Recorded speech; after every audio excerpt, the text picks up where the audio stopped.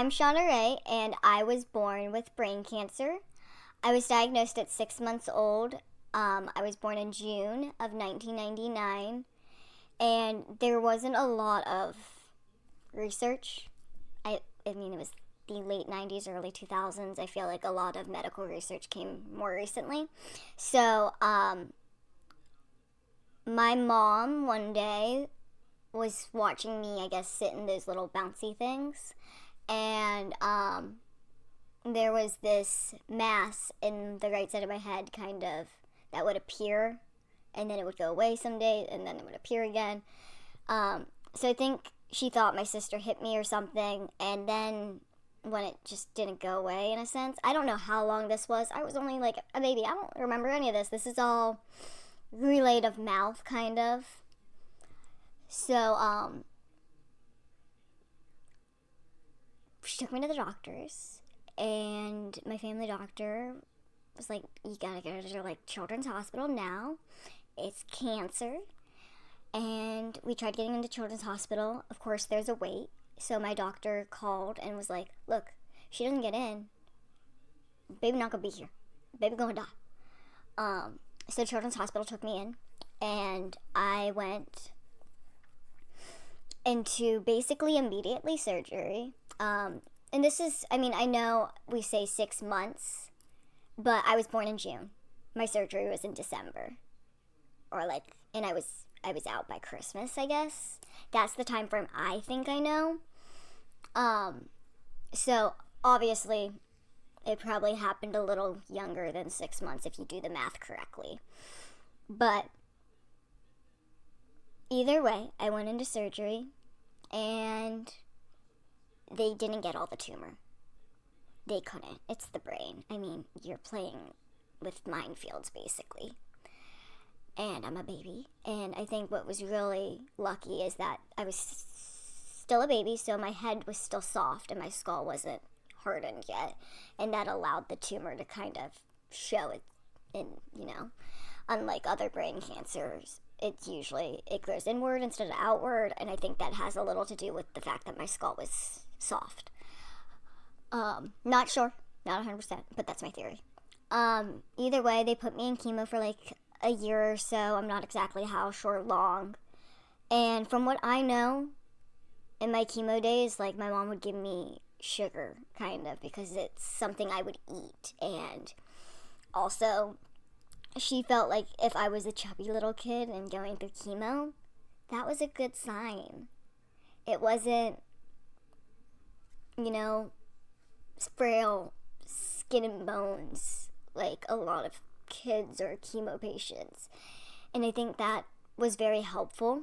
They also gave me Transfer Pack Plus, which is a multivitamin pill to help my white blood cell count, because my mom was really scared of doing blood transfusions, being the time frame it was, and being the fact that I was so young, and you never know, my body could reject anything. So I was on that.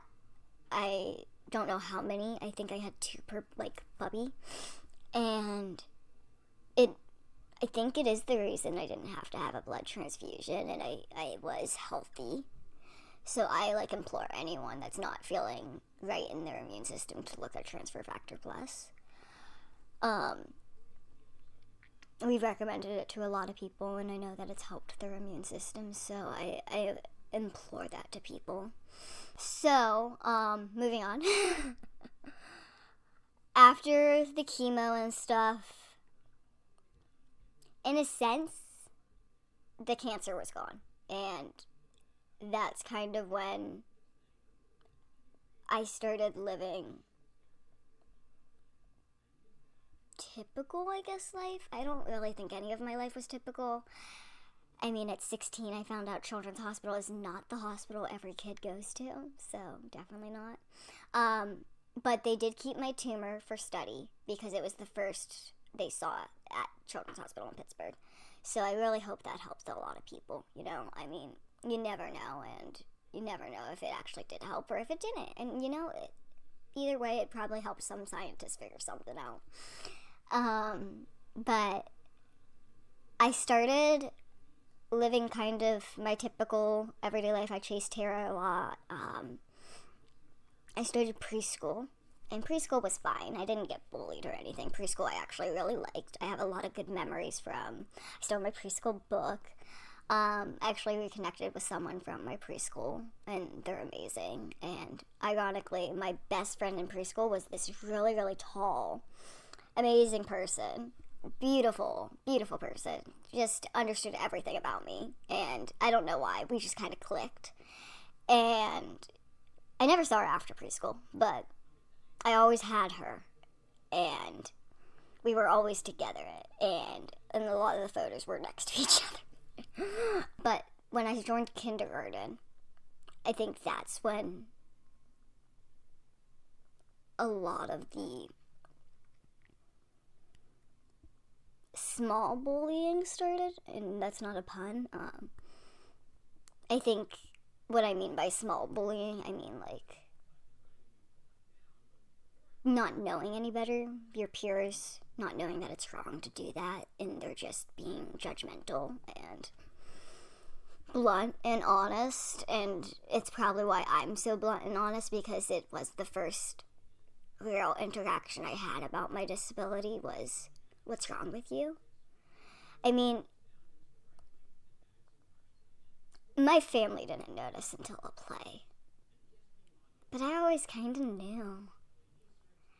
And I always felt different. Like I didn't fit the cookie cutter shape of everyone else. So, elementary school was rough. And for me, the first 10 years of my life are very spotty. And then the next 6 years of my life are somewhat spotty. And I think I medically trauma blocked a lot of things. And just trauma blocked a lot because I went through a lot. And with my therapy, I've realized a lot of things that happened to me and that weren't normal. So, like, now looking back at my elementary school life, like, yeah, it wasn't normal. I had, like, one friend at a time, and I've always had one person. I've always only been able to handle one person. Otherwise, it's, like, too many emotions, and, like, I feel like no one cares about me in large group settings. I feel like one-on-one, the person you're talking to actually cares about you, and you care about them. But, like, when I was with my group friends, like, it didn't feel that way. It felt like, okay, we're friends here, but, like, deeper? No. Why do we need to do deeper? So, I had one friend, and then she kind of dropped off, I think around 3rd or so grade, and then I picked up another one friend. And her and I were like the misfits. I really, honestly, I think my first ever time remembering her was everyone was like playing on the playground. People were playing Red Rover, which everyone always wanted me to play Red Rover because everyone could always stop Shauna. So I started headbutting people. Headbutt them right in the arm lock. It breaks easy peasy. I mean, They really thought they could take advantage of my disability, and I was like, you could, but I'm not going to let you. So I got really sick of doing that. I got really sick of people just dragging me around to kind of improve their life or their game or whatever their motive. So I look over at the bench, and it's just a girl sitting there, and I just go sit next to her. And we're silent. Because we both don't like people, I think. And we both don't fit in, and we just start talking, and we become really good friends, and she's a huge Pirates of the Caribbean fan, and I've never seen any of the movies. Still really haven't seen all of them. Her bedroom was painted and everything. But we were friends for a couple years, and then we moved schools in 6th grade, so we went to separate schools, which was really weird because we lived really close to each other, but we went to separate schools. And then I was kind of alone again. And before moving, I had gone through a lot of bullying incidents. And it wasn't like people in my grade. People in my grade knew. And we also lost a classmate in 3rd grade. So I think people became a little more sensitive to these kind of situations. Sorry, I still haven't processed that he's gone. We did a play and everyone lost their crap when he passed. I know I'm jumping back and forth, but this is my mind. So I got bullied by underclassmen of my grade. I got bullied by 4th graders when I was in 5th grade. And I remember one incident. And this is when I kind of realized, like, if you don't help yourself, no one's going to help you. I got tied up with a jump rope and tied to the fence link. And he just kept making fun of me, and he was so tall for a 4th grader. Just kept calling me short, kept doing mean things. And teachers are outside making sure classmates are okay and there's other kids are okay, because it's like multi grades. And I just look around and all the teachers are looking away, and they don't ever try to look my way. And I don't know if it was really ignorance or if it was just fear of having to deal with a problem. A lot of people just don't want to get involved because then it becomes a bigger deal, and then, the school's got to take precautions and stuff. So I feel like maybe they just didn't see, maybe it was ignorance, maybe they just didn't care, or maybe they just worried about their own skin versus mine. But no one did a thing, student-wise, teacher-wise. And it sucked. So I was really scared to move schools, especially without my one person. So I found another person, and she was great. We had like a clique of 3, but I was really close with the one girl over the other, and it felt like a real friendship, but at the same time, middle school happened and gone like that. She lived up the road from me and she was gone. People started dropping one by one, and I would collect people and they would drop, and this was kind of the pattern I followed through elementary school. And then the first day of 7th grade, or like the first week, I can't even remember, I had a whole gang of football players from 9th grade who looked out for me, and they called themselves my fan club. And I don't really know if they cared about me or not, but they made my life easier. And I'm really thankful to them, because I feel like without them, I would have been bullied physically a lot more, because within the first week of school for 7th grade also, someone who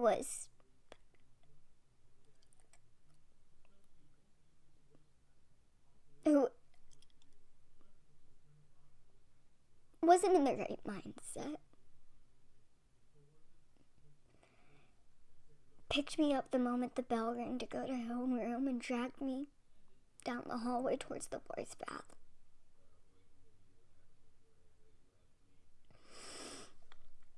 And all I remember is him saying, "You want some candy, little girl? I'll give you candy."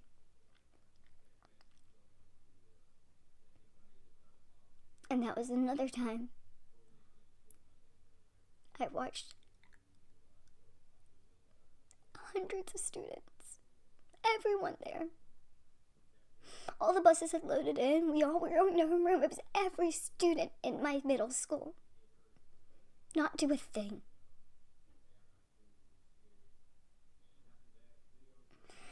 I don't know how long it happened, but it felt like at least 5 minutes. I was just being dragged and kicking and punching and telling him to put me down. and no one did a thing, but finally a teacher stopped him. And I was just so angry. So I grabbed his collar of his shirt, dragged him down to my level, and said, "Don't you ever touch me again." And I walked away, because I wasn't going to let anyone see me upset. After watching everyone do nothing, having to walk past them, and them all just stare at me, and still not do anything, not even say sorry.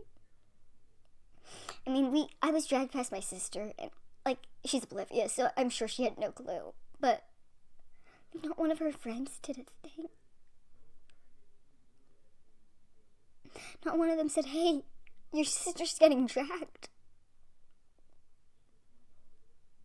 Shame on every one of them. Shame on them. We were 12 years old. 12 to 15. And there's 30-year-old, 20-year-old teachers there. And not anyone did a thing. I mean, yes, it was handled after. I was called down later. I thought I was in trouble for putting hands on a person. I was called down and my parents were there, his parents were there, and I just bawled. And I just remember my advisor going, "You're not in trouble." And I was so confused. Because my entire life I got in trouble for putting hands on people, whether it was self-defense or not.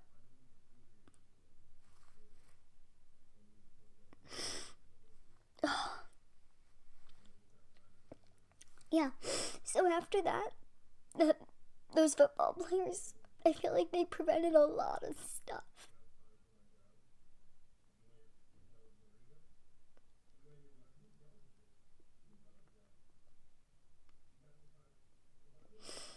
But we move on, and I did my schoolwork. I did really well. I got one Saturday my whole life, and it was because I was late 4 times without an excuse.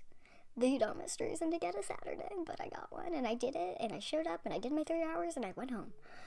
And, I'm going through my grades, and, my friends, I have this larger friend group, and I feel kind of accepted, and, in a place where I'm okay, and, I'm not dating. I could really give a crap about that. Because, I know when people like me, I know when they don't. And every guy that liked me was scared. He was scared of something. I don't know what. I don't know if it was someone else. I don't know if it was me. I don't know if it was my disability. But no guy in middle school wanted to take that chance. At least publicly. But a lot of guys hit on me in the shadows. So I didn't do any dating. I did some exploring, but I didn't date. I didn't have relationships. I had romantic experiences, but no relationships. And then I go to high school, which started for me in 9th grade. I was the first 9th grade to go to high school. So we were 9th through 12th, and there was a lot of people. And a lot of people in the high school didn't know about me, but they did after a while. I got tripped over a lot. And,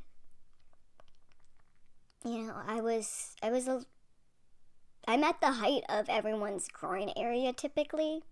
So I get it why they don't see me. I'm walking under legs. I'm walking in between you. I'm pushing your hips. I'm putting my books up like this so you do see me. And it was okay for 9th grade. But the dances started. And none of my friends got asked really the first year. A couple of them did. Not really. But 10th grade changed everything. Okay guys, I think that's enough emotion for one video. So if you would like to continue and watch another video about emotional 10th grade and high school life, you can continue on to part 2. Otherwise, have a great day. Bye!